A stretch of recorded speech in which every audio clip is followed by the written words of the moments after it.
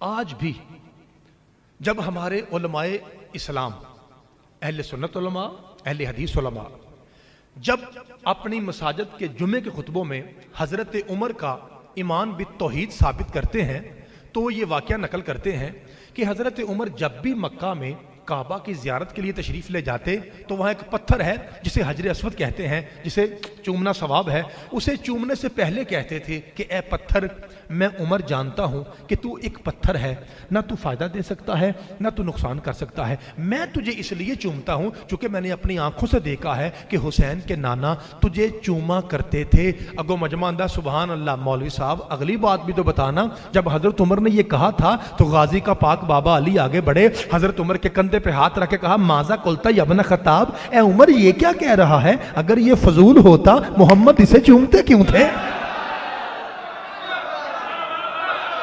اللہ آپ کو سلامت رکھے بھائی، بہت شکریہ۔ اگر یہ فضول ہوتا چومتے کیوں تھے؟ ہے یا علی، تو اس کا مطلب ہے کہ یہ فائدہ نقصان کرتا ہے؟ فرمایا ہاں۔ یا علی کیسے؟ حضرت عمر پوچھ رہے ہیں یا علی کیسے؟ مولا علی فرماتے ہیں اے عمر یاد رکھ، میں علی نے پاک مصطفیٰ کی وما ینطق کی زبان سے سنا کہ یہ کالا پتھر حجر اسود قیامت کے دن اللہ کی عدالت کے کٹہرے میں کھڑا ہو کے گواہی دے گا کہ اس نے مجھے ایمان کی حالت میں چوما تھا، یہ مومن بھی ہے، یہ جنتی بھی ہے، اس نے مجھے شک کی حالت میں چوما تھا، یہ منافق بھی ہے، یہ جہنمی بھی ہے۔